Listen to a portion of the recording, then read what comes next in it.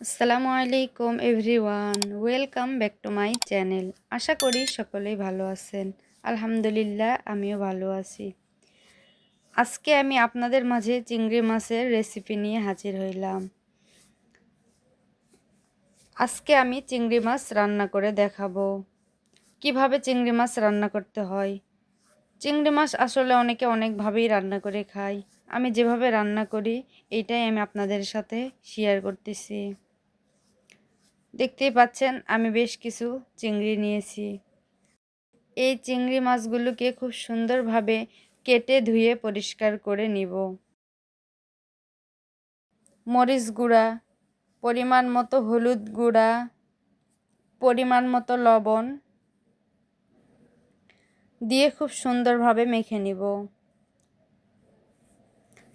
সবগুলোকে খুব সুন্দরভাবে মেখে নিতে হবে। সামান্য কিছু তেল দিয়ে দিলাম, চাইলে আপনারা স্কিপ করতে পারেন। দেখতে পাচ্ছেন আমি কিভাবে মেখেছি। চুলায় একটি পাত্রে বসিয়ে দিলাম। আমি সরিষার তেল দিয়ে রান্না করি, এ কারণে এখানে সরিষার তেল দিয়ে ভেজে নিব। আপনারা সয়াবিন তেল দিয়ে রান্না করলে করতে পারেন। এখন আমি অপেক্ষা করব তেলটি গরম হওয়া পর্যন্ত।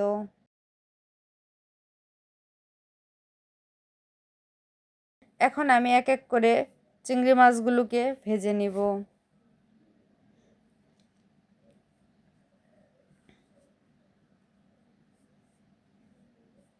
দেখতেই পাচ্ছেন কিভাবে আমি চিংড়ি মাছগুলো ভেজে নিচ্ছি।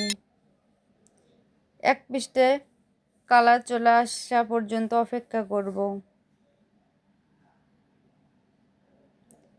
এক পাশ ভাজা হয়ে গেলে আমি চিংড়ি মাছগুলোকে উল্টিয়ে দিব।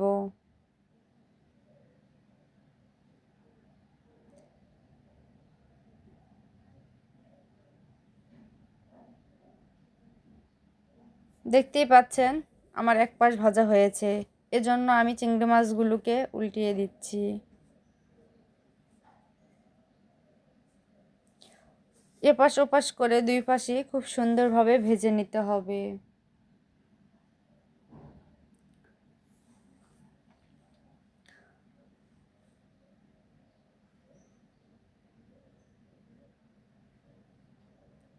দেখতেই পাচ্ছেন চিংড়ি মাছ ভাজলে খুব সুন্দর একটা কালার আসে। মনে হচ্ছে এখনই খেয়ে ফেলি। মাছগুলোকে একটু সময় নিয়ে খুব সুন্দরভাবে ভেজে নিব। এখন এগুলোকে একটি পাত্রে উঠিয়ে নিব।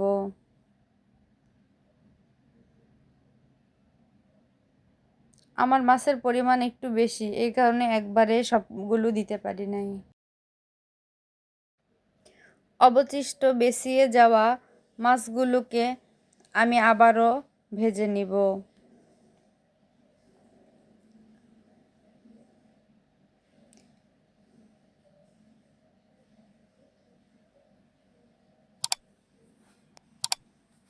চিংড়ি মাছগুলো একটু কষিয়ে সুন্দরভাবে রান্না করতে হয়, তাছাড়া একটি গন্ধ থাকে। দেখতেই পাচ্ছেন আমি মাছগুলো কিভাবে ভেজে নিচ্ছি।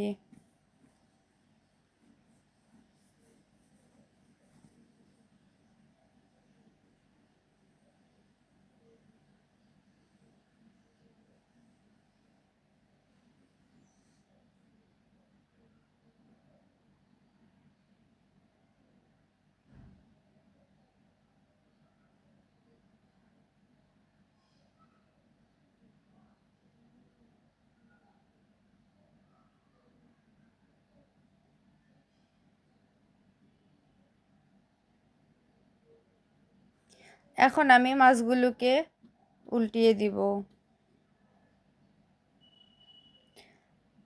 আমি চুলার জালটাকে খুব মিডিয়ামে রেখেছি, এছাড়া মশলাগুলো লেগে যাবে।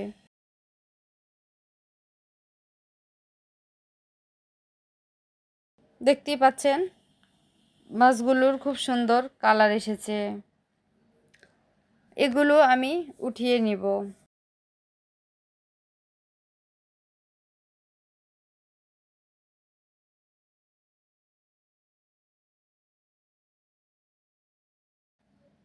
আমি এখন এই পাত্রের মধ্যে মাছগুলোকে রান্না করে নেব।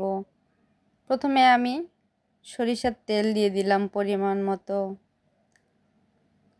এরপর এখানে পরিমাণ মতো পেঁয়াজ কুচি দিয়ে দিলাম।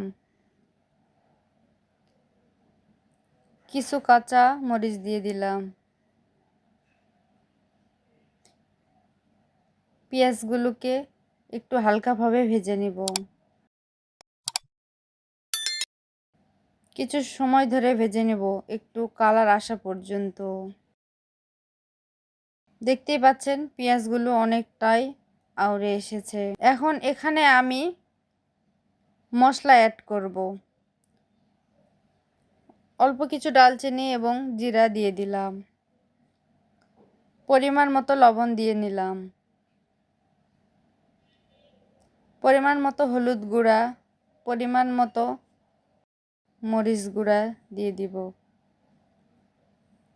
কিছু আদা রসুন পেস্ট দিয়ে দিলাম। এখন খুব সুন্দরভাবে মশলাগুলোকে মিশিয়ে সামান্য একটু পানি দিয়ে দিলাম। সুন্দরভাবে নেড়েচেড়ে মিক্স করে নিব। এখন একটা ঢাকনা দিয়ে কিছু সময়ের জন্য ঢেকে রান্না করে নিব, যাতে করে পেঁয়াজগুলো সেদ্ধ হয়ে আসে। মাঝে মাঝে একটু নাড়া দিতে হবে, এছাড়া নিচে লেগে যাবে। এখন আমি পেঁয়াজ মরিচ খুব সুন্দরভাবে কষিয়ে নিচ্ছি। উপরে তেল ভেসে আসা পর্যন্ত অপেক্ষা করব। এখন আমি চিংড়ি মাছগুলো দিয়ে নিলাম। আবারও কিছু সময় ঢাকনা দিয়ে ঢেকে রাখবো। আবার সামান্য কিছু পানি অ্যাড করে দিলাম।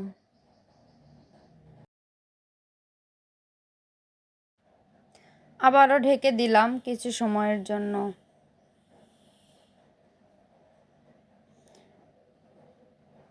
এখন খুব সুন্দরভাবে কষিয়ে নিব।